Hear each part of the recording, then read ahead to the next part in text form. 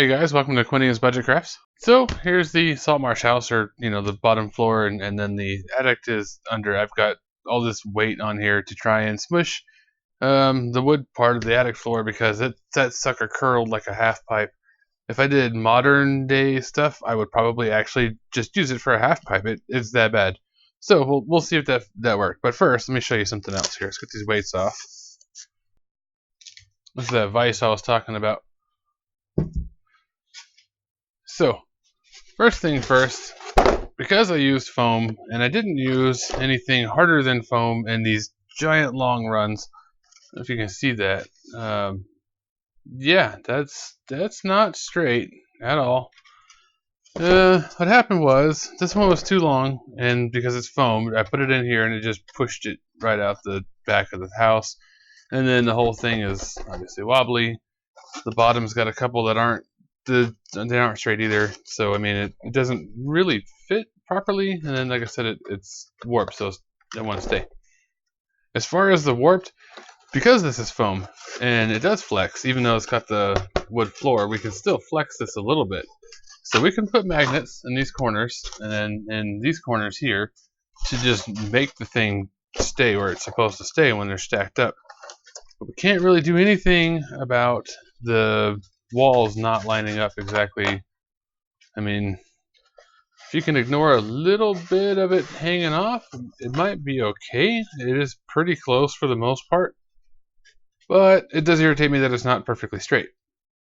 So what should I have done to make these straight? What I should have done was use something like cardboard or the dollar store clipboards. You can cut those things with a razor knife. You don't need a saw or anything.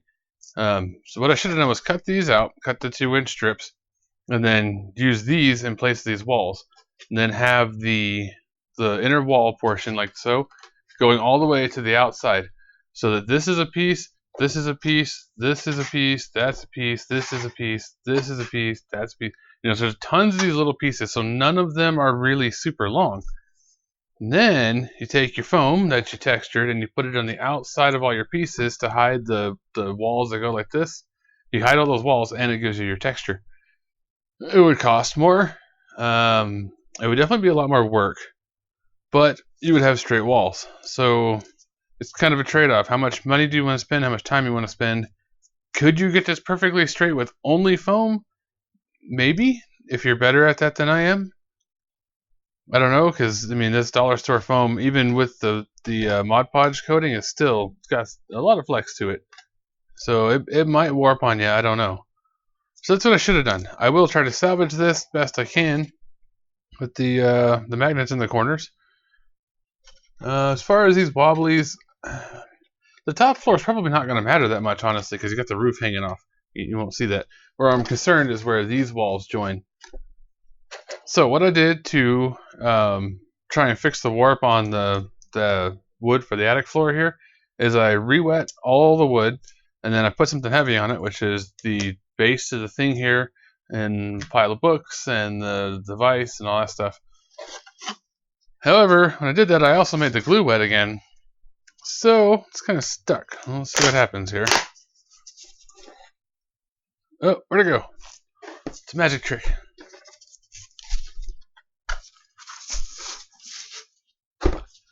So this is the floor for the attic, and it's still pretty curved. There we go. Stuck a little bit.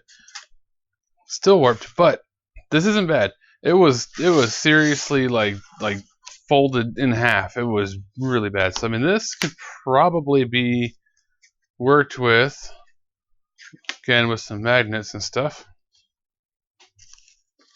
Looks like the wood shrank. The foam is now sticking out right here. You see that? You can definitely see it here. I'll just trim the extra foam off and glue the wood back down carefully. Try to find some glue. Just not going to shrink. I glued these on with white glue because I wanted them to be uneven and sticking up, and just, it is supposed to be exposed to the elements. That was a mistake. I should have used Super 77 because it doesn't shrink when it dries, and obviously white glue does. But I think this is usable. It's going to be a little screwy, but it should be usable. So that is the update on the Saltmarsh house. You can see where I had problems and what I probably should have done. The roof portion, if you actually look in the book, the way the roof is not. So the book describes it as being a peak that comes off. It's actually not. If you actually look at the pictures and stuff, it's like a 2-inch deal, T-shaped 2-inch thing, and then it slopes off from that, which is actually helpful because I can probably use that to my advantage to help hold this thing flat.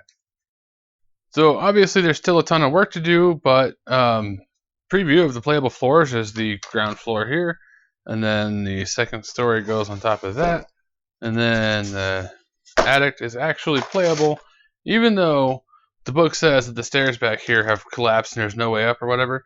It actually describes things being up here, so clearly you can get up here somehow. I'm guessing climbing or whatever, but it describes things as being up here, so this needs to be accessible. And then on top of this will be the roof piece as the fourth removable piece. The roof will be its own video because that's going to be a lot of like angle trickery. I can try to explain what I'm doing. It's hard to explain something I don't really understand myself, but we'll give it a go.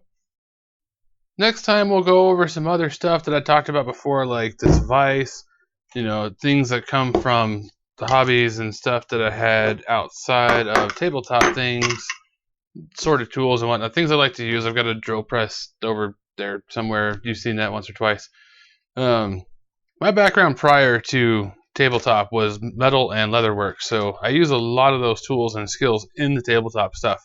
But I'll go over some of the tools and stuff that I like to use that I don't generally showcase and explain why I use them, even though you wouldn't really see these in normal tabletop crafters kind of toolbox. But otherwise, that's it for this one. Of course, I still have Patreon going on. I'm doing some 3D modeling and whatnot. The Amazon affiliate links are still active. All that stuff's still up. So yeah, go hit up all the socials, and I'll catch you on the next one.